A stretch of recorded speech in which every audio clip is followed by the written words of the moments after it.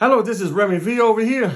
Today we're going to discuss the Formula Sound FF2.2L, designed in collaboration with Function 1.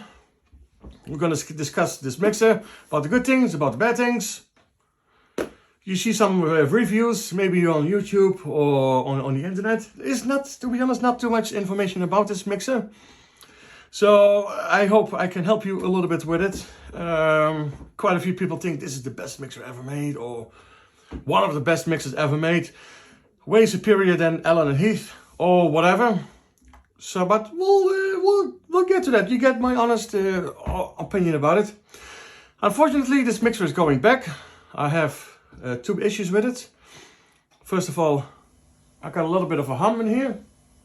Don't know if you can hear it.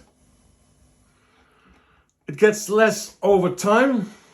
So when this is warming up and the mixer is warming up, it gets less. If you got a cold mixer, it's a little bit more obvious. And the filter is not working properly. Once it's engaged, only the right speaker is working and the left one isn't. And if it disengages it, it works perfectly. So there is something wrong in this mixer. But I have to say it's a second-hand mixer, so it is what it is in the end. But fortunately, I can return it, and if everything goes well, I can get my refund, and that'll be it. So yeah, so first let's start with the EQ. That's by far the best thing about this mixer is the bloody EQ. Let me tell you, I came from the Xone 96, but the EQ is the best feature. It's just this. Look at it. Full kill, but the way it blends with the other channels, it's really coming together in one beautiful mix. In that regard, it's better than the Xone 96. The EQ by far is the best part of this mixer. I'll do a quick mix later on, and then you can look for yourself what do you think of it. Of course, underneath here we have the filter section. See how that looks? Yeah!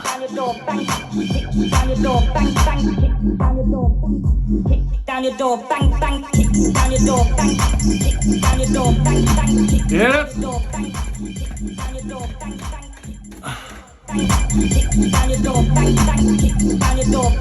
That's one downside of this mixer, and that's the plops. Yeah, you got plops everywhere. So if you're engaging the crossfader, see, it's not always.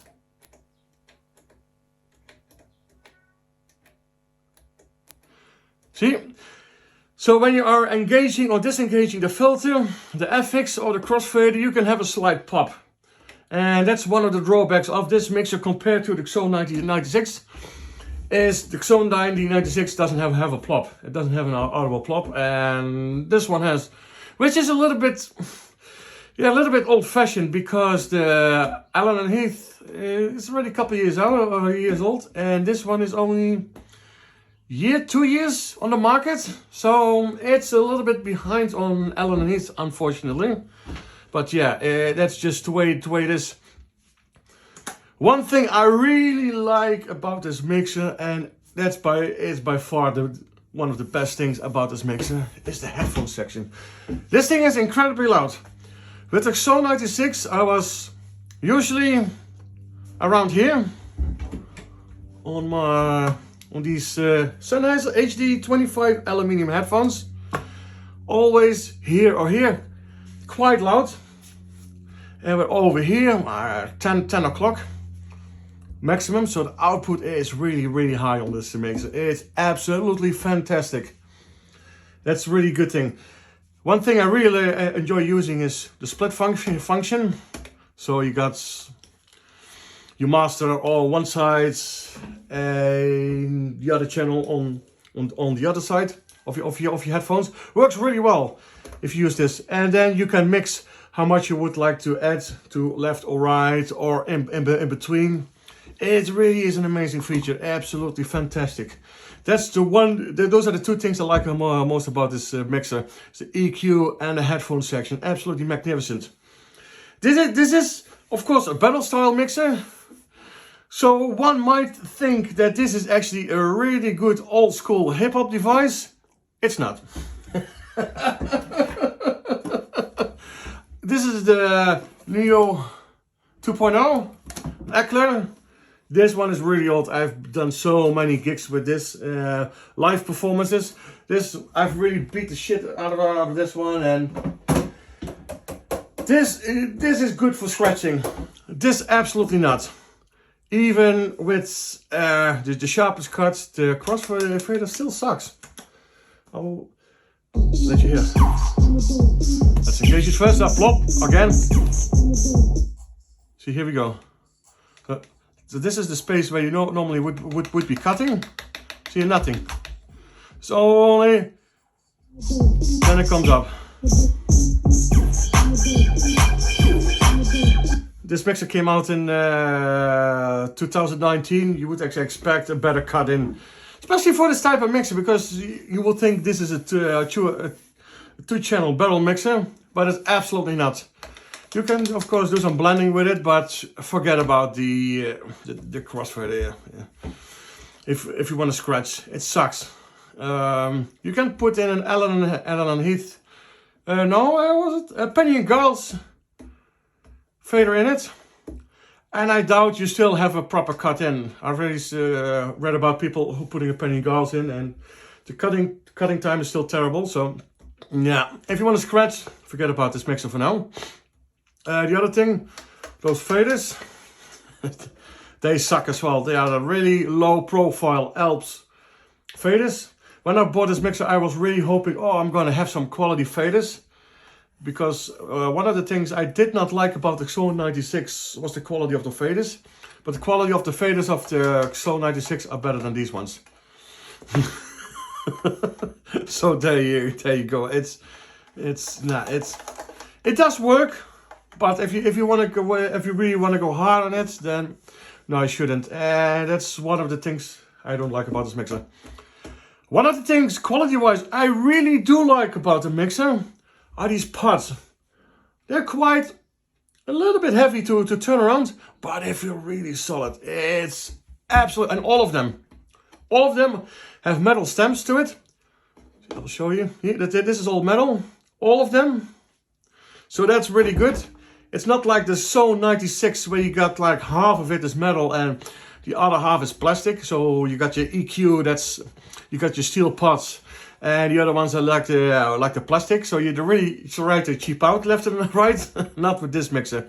Absolutely magnificent. They really feel really grippy.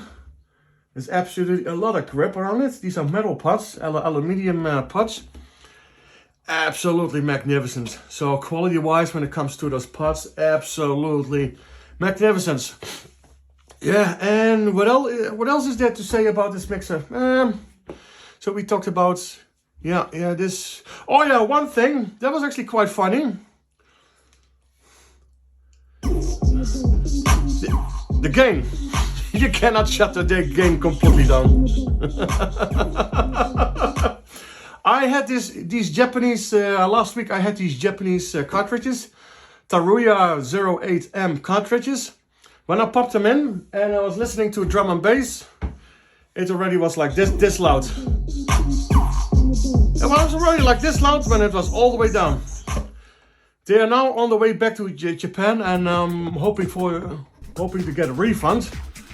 So yeah, so be careful. Don't buy those Taruya cartridges for this mixer. It doesn't work. And I made another video, but already might have seen that one. So what else is there? You got your microphone and another third. That is the third one. I never really used it. And you got your FX dry and wet, and that's about it. It really is an amazingly basic mixer. Something I really enjoy because it's 100% analog. And I only play vinyl anyway. I don't do time code and that sort of stuff. So it really reminded me of this bad boy. And I really love this machine. But yeah. So yeah, there we have it. So you got some really good features on it. So you got your preamps, absolutely magnificent. You got the parts, absolutely fantastic. Those knobs, the best of the best. Headphone section, it really is the best of the best. But yeah, a little bit some drawbacks with the popping filters. Yeah, the poor quality of the faders. That's I really expected a little bit more from this brand. So yeah, there you have it. So I'm gonna set up the camera and I'll get back to you for a little mix.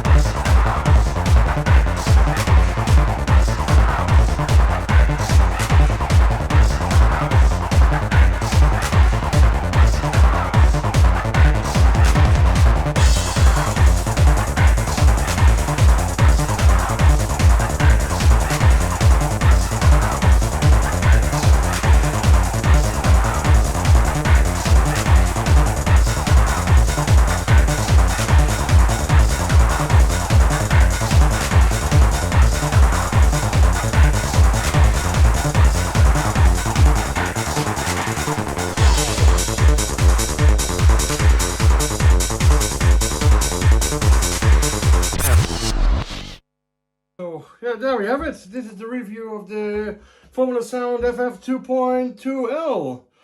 One thing I actually forgot to say is when you're turning down the EQ, it also turns down the EQ on your headphones. I really liked on XO 96 that you can turn it on and off.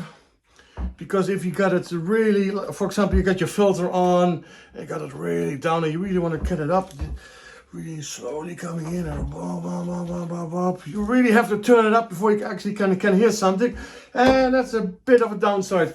But if you come from 996, that can be a downside.